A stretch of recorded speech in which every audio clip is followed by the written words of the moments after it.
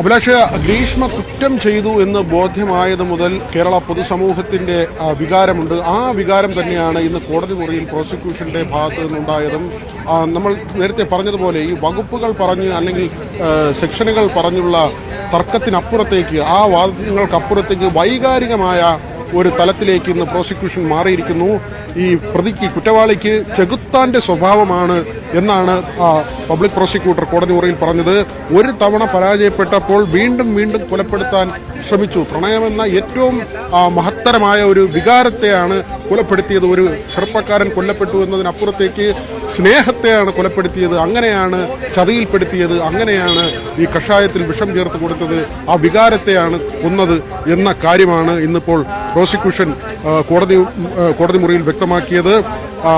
ഈ വീണ്ടും വീണ്ടും ശ്രമിച്ചു എന്ന കാര്യം, അത് നമ്മൾ കേസിന്റെ നാൾ വഴി പരിശോധിക്കുമ്പോൾ നമുക്കും വ്യക്തമാകുന്ന ഒരു കാര്യം തന്നെയാണ്. പാരസെറ്റമോൾ ജ്യൂസിൽ കലർത്തി കൊടുക്കുന്നുണ്ട്.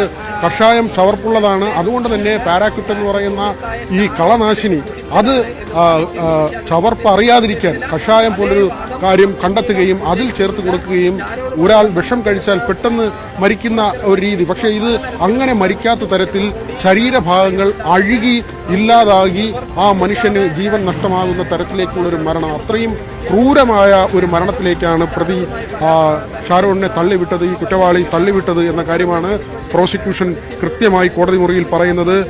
ഒരാളുടെ ചുണ്ട് മുതൽ ആ വ്യക്തിയുടെ മലദ്വാരം വരെ, അതായത് ശരീരം മുഴുവൻ വെന്തുരുകി പോകുന്ന അവസ്ഥ. 11 ദിവസം ആശുപത്രിയിലായിരുന്ന 11 ദിവസം ഷാരോൺ അനുഭവിച്ച വേദന, ഈ വിഷം ഉള്ളിൽ ചെന്ന ശേഷം ആ യുവാവ് അനുഭവിച്ച വേദന, ആ വേദനയുടെ തീവ്രതയാണ് ഇന്ന് കോടതി മുറിയിൽ പ്രധാനമായും പ്രോസിക്യൂഷന്റെ ഭാഗത്തു നിന്ന് നിറഞ്ഞു വന്നത്, അവരുടെ വാക്കുകളിൽ ഉയർന്നത്.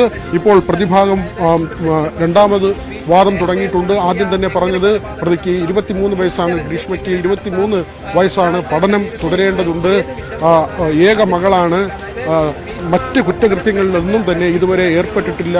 കുറ്റവാളിയുടെ ചരിത്രം പരിശോധിച്ചാൽ ക്രിമിനൽ വാസനയോ അല്ലെങ്കിൽ അങ്ങനെയുള്ള കുറ്റം ചെയ്തിട്ടില്ല. അതുകൊണ്ട് തന്നെ പരമാവധി ചെറിയ ശിക്ഷ നൽകണം എന്ന വാദം പ്രതിഭാഗം ആദ്യം തന്നെ ഉന്നയിച്ചു.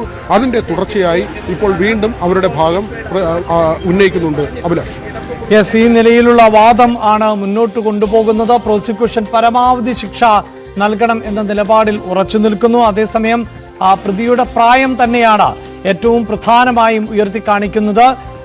അതായത് ഈ കുറ്റകൃത്യം ചെയ്യുമ്പോൾ അല്ലെങ്കിൽ ഇങ്ങനെ ഒരു കുറ്റകൃത്യത്തിന്റെ ഭാഗമാകുമ്പോൾ ഇതിനെ സംബന്ധിച്ച് ആലോചനകൾ നടക്കുമ്പോഴൊക്കെ പ്രതിക്ക് പ്രായം വളരെ കുറവായിരുന്നു.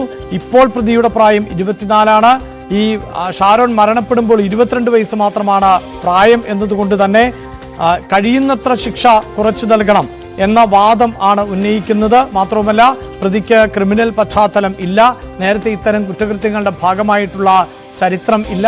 അതുകൊണ്ട് തന്നെ പ്രതിക്ക് ശിക്ഷ കുറച്ചു നൽകണം എന്നുള്ളതാണ്. ഒപ്പം വിനോദ്, യെസ്, പ്രതിഭാഗത്തിന്റെ വാദം ഇപ്പോഴും തുടർന്നുകൊണ്ടിരിക്കുകയാണ്.